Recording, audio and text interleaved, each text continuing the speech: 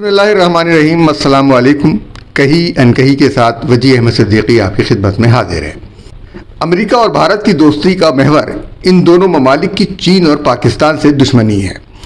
पाकिस्तान को अब अपनी बका के लिए पहले से ज़्यादा आलमी सियासत में हिस्सा लेना होगा। MQM लंदन और अल्ताफ़ की तकारीर PTA ने इंटरनेट पर जारी करने की इजाज़त दे दी और उनकी वेबसाइट भी खोल दी। वफाकी वज़ीर इंफॉर्मेशन टेक्नोलॉजी अमीनुल हक, जो अल्ताफ़ के करीबी साथी हैं, उन्होंने ये कारनामा अंजाम दिया है। उनके कहने पर PTA ने ये काम किया। क्या अल्ताफ़ हुसैन की वापसी की राहें हमवार की जा रही हैं? और वज़ीर ख़ारजा बिलावल भुट्टो ज़रदारी अमेरिका की मुखालिफत में क्यों नहीं बोलते? वज़ीर दिफा ख्वाजा आसिफ जब ये बोले कि अमेरिका ने हम पर दहशतगर्दी की जंग मुसल्लत की, तो वज़ीर ख़ारजा बिलावल भुट्टो ने कहा कि हमें कुछ अरसे के लिए आलमी सियासत से पीछे हट जाना चाहिए। ये हमारे आज के मौज़ूआत हैं, इनके ऊपर हम आपसे गुफ्तगू करेंगे। पाकिस्तान के लिए ये फ़ैसला कुन वक्त है। भारतीय वज़ीर-ए-आज़म नरेंद्र मोदी अमेरिका में हैं, जो बाइडेन के साथ मिलकर खुल खेल रहे हैं। वही नरेंद्र मोदी जिसे अमेरिका कभी दहशतगर्द कहता था और उस दहशतगर्द की अमेरिका आने पर पाबंदी थी, अब उसी दहशतगर्द के साथ मिलकर पाकिस्तान पर दहशतगर्दी का इल्ज़ाम लगा रहे हैं। वज़ीर दिफा ख्वाजा आसिफ ने कहा है कि पाकिस्तान 9/11 के बाद अमेरिका का हलीफ बनने की वजह से दहशतगर्दी का शिकार हुआ है। ये बात उस वक्त के सरबराह और army chief general Pervez Musharraf की समझ में नहीं आई थी, या उन्होंने समझा नहीं था। जबकि कई अस्करी माहिरीन और सियासी माहिरीन ने उनसे कहा था कि अमेरिका को पाकिस्तान अड्डे न दे, लेकिन परवेज़ मुशर्रफ, जो कि इक़्तिदार पर गासिबाना तौर पर काबिज़ हुए थे और नहायत बुज़दिल निकले, और अमेरिका के कदमों में एक ही काल पर कोलन पावल की एक काल पर ढेर हो गए। अमेरिका और भारत का असल निशाना पाकिस्तान का एटमी प्रोग्राम और चीन की इक़्तिसादी तरक्की है। परवेज़ मुशर्रफ का इक़्तिदार में आना उसी गेम का हिस्सा है जो पाकिस्तान के एटमी प्रोग्राम को ख़त्म करने का था। आइए माजी में चलने से पहले हम अपने वज़ीर ख़ारजा बिलावल ज़रदारी के उस बयान पर नज़र डालते हैं कि जिसमें उन्होंने कहा कि जब तक पाकिस्तान के अंदरूनी मसाइल हल नहीं होते, हमें आलमी सियासत में नहीं आना चाहिए, उससे दूर रहना चाहिए। मेरा ये ख्याल है कि ये बिल्कुल गलत सोच है, इसलिए कि पाकिस्तान को बैक वक्त कई महाज़ों पर काम करना है और पाकिस्तान को अंदरूनी और बैरूनी मदाखलत की वजह से, पाकिस्तान में अंदरूनी तौर पर बैरूनी मदाखलत की वजह से दहशतगर्दी की हालत पैदा हुई है। जब तक बैरूनी मदाखलत न हो, अंदरूनी तौर पर दहशतगर्द नहीं पैदा हो सकते। पाकिस्तान को दहशतगर्द की जंग में अमेरिका ने धकेला और पाकिस्तान इस दलदल से अब बाहर नहीं निकल पा रहा। नौजवान वज़ीर ख़ारजा का ये बयान बालिग़ नज़री का मुज़ाहरा नहीं कर रहा, बल्कि उनको सोचना चाहिए कि दहशतगर्दी सिर्फ मुस्लिम ममालिक में ही है या उन गैर मुस्लिम ममालिक के इलाक़ों में जहाँ मुस्लिम आबादी अक्सरियत के साथ है, वहाँ पर दहशतगर्दी को ख़ास तौर पर फ़रोग़ दिया जा रहा है। हम आलमी सियासत से बाहर नहीं रह सकते। अमेरिका चीन की इक़्तिसादी ताकत को तो नहीं तोड़ सकता, बहुत मुश्किल काम है, लेकिन पाकिस्तान को वो इक़्तिसादी तौर पर और दिफाई तौर पर कमज़ोर करने की भरपूर कोशिश कर रहा है। और इंडिया के साथ, भारत के साथ मिलकर पाकिस्तान को अपनी तिजारत को मजबूत बनाने के लिए वही पॉलिसी अपनानी होगी जो जिसे चीन ने अपनाया है, और अपनी दिफाई पॉलिसी ख़ास करके मजबूत बनानी होगी। हमें अपने फ़ौजियों को तरबियत के लिए अब बरतानिया और अमेरिका भेजना बंद करना होगा, ताकि वो पाकिस्तान के इन फ़ौजियों की चीन के ख़िलाफ़ जहन साजी न कर सकें। चीन और इस्लाम दोनों के ख़िलाफ़ वो वहाँ उनकी जहन साजी होती है, और सिर्फ फ़ौजियों की नहीं बल्कि कुछ दानिश्वरों की भी चीन और अपने मुखालिफ मुल्कों के ख़िलाफ़ उनके जहनों में नफरत और हकारत भरी जाती है। बिलावल साहब के नाना जुल्फ़िकार अली भुट्टो को भी अमेरिका ही ने धमकी दी थी और उन्होंने अमेरिका को ललकारा था और कहा था कि हम घास खाएंगे और एटमी प्रोग्राम मुकम्मल करेंगे। तो उनका मिशन अधूरा है। मोहतरमा बेनज़ीर भुट्टो ने भी रावलपिंडी में अपनी शहादत से कबल ये ऐलान किया था कि वो कबायली इलाकों में जाएंगे और वहाँ के लोगों को मनाने की कोशिश करेंगे। यानी उनकी बालिग नज़री का यह आलम था कि उन्होंने मुस्तकबिल में देख लिया था कि दहशत गर्दी कहाँ से उठ रही है, कहाँ पर उसको फ़रोग़ दिया जा रहा है, उसको वहीं दबा दिया जाए, उसको उभरने न दिया जाए। लेकिन ये साजिश हुई, उनको कत्ल किया गया और उसके बाद फिर दोबारा जो है उन इलाकों में पाकिस्तान की रिट नहीं कायम हो सकी जिसे कायम करना चाहती थी बेनज़ीर भुट्टो साहबा। तो उनके मिशन को अधूरा छोड़ दिया गया है। तो बिलावल साहब को अपनी वालदा के उस मिशन को पूरा करना है, अपने नाना के उस मिशन को, अपनी वालदा के उस मिशन को। देखिए, उन्होंने अपनी जान की परवाह नहीं की। आप इस खौफ में मुब्तला ना हो। आपकी बात में अगर ये दम होता तो आप ये कहते कि हमें अंदरूनी महाज पर भी लड़ना है और बैरूनी महाज पर भी लड़ना है। हमें अपने पड़ोस में अपनी बहुत ज़्यादा हिमायत दरकार है, हमें इसकी ज़रूरत है। इस वक्त सिर्फ चीन हमारा हामी है, अफ़गानिस्तान हमारा दुश्मन है, ईरान के साथ हमारे कोई अच्छे ताल्लुकात नहीं है और भारत तो है ही हमारा दुश्मन जो पड़ोस पे बैठा हुआ है।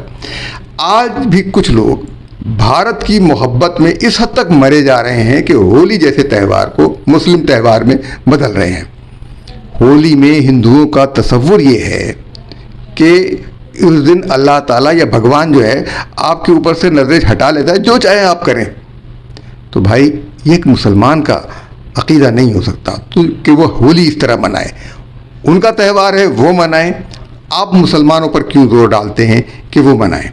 तो पाकिस्तान में हिंदुओं के होली मनाने पर कोई पाबंदी नहीं है, लेकिन मुसलमानों को अपने अकीदे के हवाले से सोचना चाहिए कि वो होली मनाना उनके ईमान को मजबूत करता है या कमज़ोर।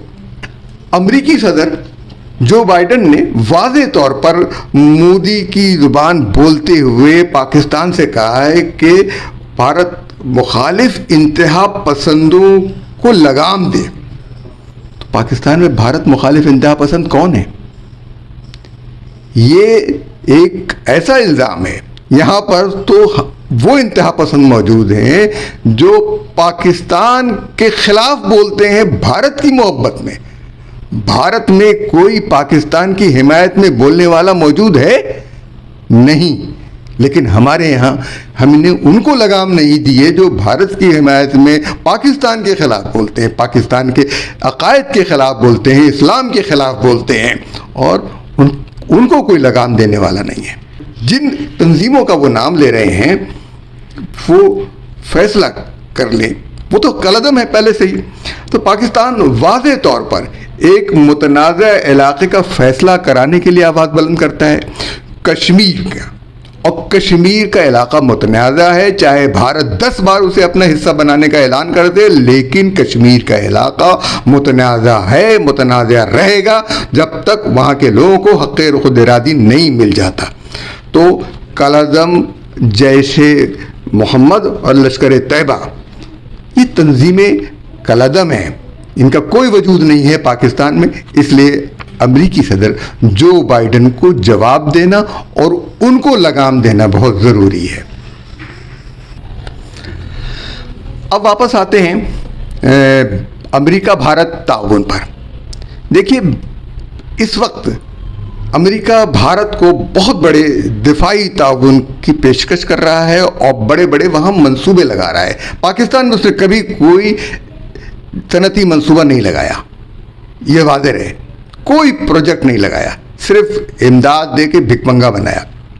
भारत ने 1974 में और 1998 में बिल्कुल गैर अखलाकी तौर पर एटमी धमाके किए जिनका कोई जवाब नहीं था।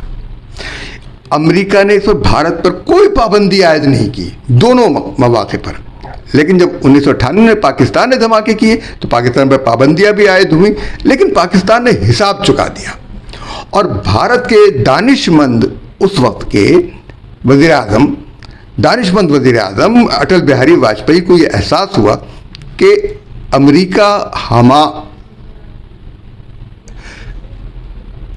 अमेरिका हमें लड़ाकर अपने मफादात का तहफ़्फ़ुज़ कर रहा है, तो हमें उससे निकलना चाहिए। और इसीलिए वो पाकिस्तान आए, मीनार पाकिस्तान पर रहे। लेकिन अमेरिका के तरबियत याफ्ता परवेज़ मुशर्रफ ने वज़ीर आज़म और कई हसास इदारों को एतमाद में लिए बगैर कारगिल की जंग का अहमकाना फ़ैसला किया। ये अहमकाना फ़ैसला नहीं था बल्कि साजिश थी, पाकिस्तान के एटमी प्रोग्राम के ख़िलाफ़, पाकिस्तान की एटमी ताकत के ख़िलाफ़, कि पाकिस्तान और भारत की दोस्ती या पाकिस्तान और भारत के दरमियान अमन इस बिना पर न कायम होने पाए। और इसमें अमेरिका बराबर का शरीक था। परवेज़ मुशर्रफ ने एटमी धमाकों से हासिल होने वाली क़ुव्वत और साख को ख़त्म कर दिया। और फिर अमेरिका ने 9/11 किया, यानी साख को ख़त्म किया। और उसके बाद कारगिल की जंग लड़ी। कारगिल की जंग लड़ने के बाद मियाँ नवाज शरीफ को अमेरिका भेजा और कारगिल की जंग ख़त्म करवाई। और उसके बाद जब मियाँ नवाज शरीफ ने इनको बरतरफ किया तो इन्होंने इक़्तिदार पर कब्ज़ा कर लिया। ये सारी साजिशें वो तय करके गए थे। तो 9/11 का अमेरिका ने जब ड्रामा रचाया तो उस वक्त पाकिस्तान में इक़्तिदार परवेज़ मुशर्रफ के हाथ में था। और आज तक हमें यह मालूम नहीं हो सका कि 9/11 का वाक़या किसने किया, कौन जिम्मेदार है। और ये सवालात आज भी मौजूद हैं कि अमेरिका जैसा टेक्नोलॉजी का बहुत बड़ा माहिर मुल्क, जहाँ हर किस्म की टेक्नोलॉजी मौजूद है, वहाँ पर बैक वक्त खुद अमेरिकी तैयारे न्यूयॉर्क में ट्विन टावर और वाशिंगटन में पेंटागन पर किस तरीके से हमला आवर हुए। वो तैयारे भी अमेरिकी थे, उनके अंदर लोग भी सवार अमेरिकी थे। और मालूम है कि तमाम तैयारे जो मुसाफिर तैयारे हैं वो ऑटो पायलट पर चलते हैं। अगर कोई गड़बड़ हो तो उनका रुख खुद ब खुद मोड़ा जा सकता है, लेकिन क्यों नहीं मोड़ा गया, ये साजिश अभी तक साबित नहीं हो सकी। और फिर ये कि अफ़गानिस्तान के जैसे पसमानदा मुल्क के गारों में बैठे हुए लोग कैसे इसको कंट्रोल कर रहे थे, ये सब एक बैनुल अक़वामी साजिश थी, दहशतगर्दी की जंग पाकिस्तान पर मुसल्लत करने की। अमेरिका ने पाकिस्तान की गर्दन मरोड़ी और फिर तालिबान ने पाकिस्तान को अपना दुश्मन समझ लिया। अमेरिका ने पाकिस्तान के कबायली इलाकों में रसाई हासिल कर ली परवेज़ मुशर्रफ के ज़माने में। और फिर वहाँ पर बैठकर पाकिस्तानी तालिबान या TTP का वजूद आया और पाकिस्तान के ऊपर वो जंग अमेरिका ने मुसल्लत की। पाकिस्तान पर वो जंग अमेरिका ने पलट दी और इसके अंदर भारत को वहाँ रसाई दी। तो आप ये सोचें कि हमारे साथ साजिश कब से है और हम उस वक्त से अमेरिका को अपना दोस्त समझ रहे हैं, जिसने पाकिस्तान को दहशतगर्दी का मरकज़ बना दिया। अमेरिका ने परवेज़ मुशर्रफ को हुक्म दिया था कि अल्ताफ़ हुसैन के हवाले कराची कर दिया जाए और कराची अल्ताफ़ हुसैन के हवाले कर दिया गया। और उसकी सरबराही में, अल्ताफ़ हुसैन की सरबराही में कराची को बर्बाद किया गया। और अल्ताफ़ हुसैन की सरबराही में उसने ट्रांसपोर्ट का निज़ाम, पानी का निज़ाम और सफाई का निज़ाम सब ख़त्म कर दिया। अब एक बार फिर ऐसा मालूम होता है कि अल्ताफ़ हुसैन को वापस बुलाया जा रहा है, क्योंकि उनकी वेबसाइट खोल दी गई है, उनकी पैगामात तक लोगों को रसाई दे दी गई है ताकि उनके वर्कर फिर मुतहर्रिक हो जाएं। और उस पर से पाबंदी भी ख़त्म की जा रही है, उसके गुनाह माफ़ किए जा रहे हैं। और अल्ताफ़ हुसैन की वेबसाइट को खोलने का जो हुक्म जो है ये अमीनुल हक ने दिया, जो अल्ताफ़ हुसैन के करीबी साथी हैं और अभी हैं। ये अल्ताफ़ हुसैन के नाम पर MKM पाकिस्तान और MKM लंदन का जो ड्रामा है वो अब सब ख़त्म होने वाला है। ये दोबारा वही ये शहर उसी अजाब में मुब्तला किया जाने वाला है। अमीनुल हक ने किसकी इजाज़त से, किसके फैसले पर, जिस शख्स ने पाकिस्तान की फ़ौज को, पाकिस्तान को गालियां दी थी, उसको किसके फैसले पर, किसके कहने पर खोला है? ये बात पूछी जानी चाहिए। अमीनुल हक ने पीटीए को ये हुक्म कैसे दिया? ये तो एक बहुत बड़ा फैसला था। ये पूछना चाहिए जनाब शहबाज शरीफ साहब को। ये बात तशवीश की इसलिए भी है कि भारत और अमेरिका की जो डील हो रही है वो दिफाई और इंटेलिजेंस नौयत की भी है, और ये उनकी हिकमत अमली होगी कि पाकिस्तान के अंदर उनके तमाम वर्कर्स जो हैं वो फिर से मौसर हो जाएं। तो MQM एक बार फिर पाकिस्तान में जो है वो मुतहर्रिक हो जाएगी, और अल्ताफ़ हुसैन पाकिस्तान को फिर वही दूर से डोर चलाएंगे। पाकिस्तान को भारत से मिला दिया जाए, ये एजेंडा है। क्योंकि अगर MQM पाकिस्तान का एजेंडा ना होता तो वो वेबसाइट न खोलते। साजिशें अपने उरूज पर हैं। कराची शहर को अमेरिका और भारत की साजिशों से बचाना है। आप ये सोचिए कि कराची में इतना बड़ा कौंसल खाना अमेरिका का ज़रूरत तो नहीं है जितना बड़ा वो कौंसल खाना बना हुआ है। और कहाँ बना हुआ है? पाकिस्तान के शहरग, पाकिस्तान की गोदी पर, पाकिस्तान के बिल्कुल जहाँ से पाकिस्तान की तिजारत होती है, अमेरिकी कौंसल खाना बना हुआ है।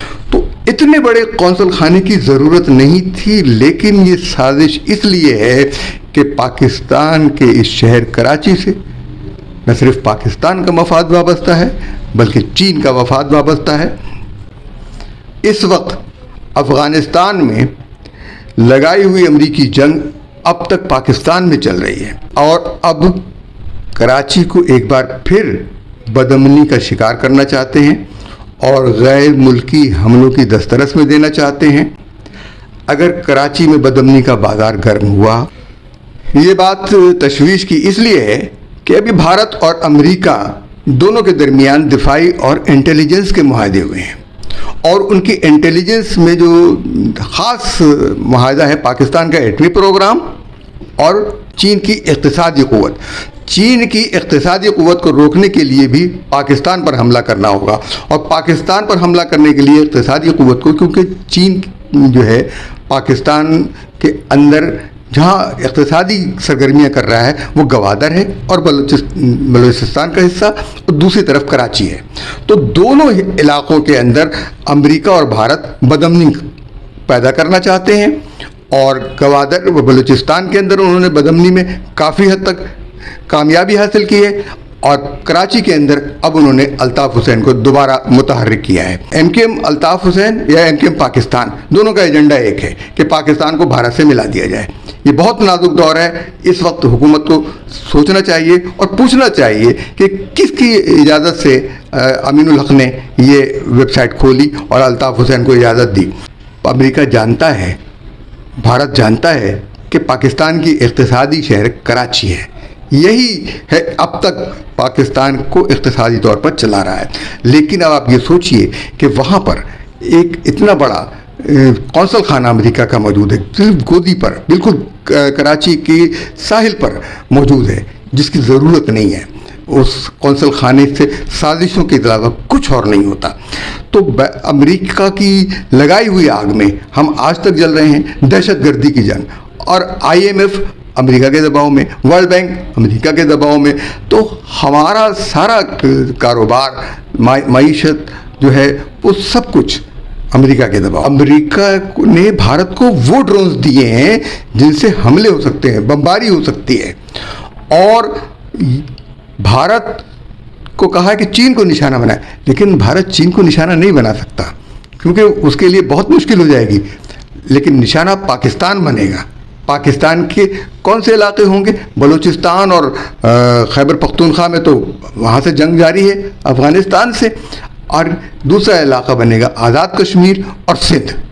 वो पंजाब को भी निशाना नहीं बनाएगा, वो इसी इलाके को निशाना बनाएगा, आज़ाद कश्मीर, सिंध और कराची को। तो अब जबकि हम खैबर पख्तूनख्वा और बलूचिस्तान से बाहर नहीं निकल सके तो सिंध और कश्मीर जो निशाना बन जाएंगे, तो उसके बाद वो मुरीद के पर भी ड्रोन हमला कर सकता है, तो पंजाब भी जद में आ जाएगा। तो इस हवाले से हमें सोचना है कि हम क्या करेंगे। उम्मीद है कि आपको ये व्लॉग पसंद आया होगा और आप सोच रहे होंगे कि इसमें से बहुत सारी बातों से आपको इत्तेफाक नहीं है या बहुत से मामला से इत्तेफाक है।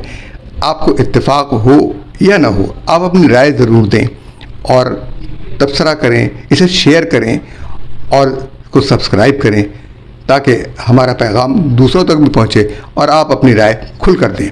इजाज़त दीजिए। अल्लाह हाफिज़।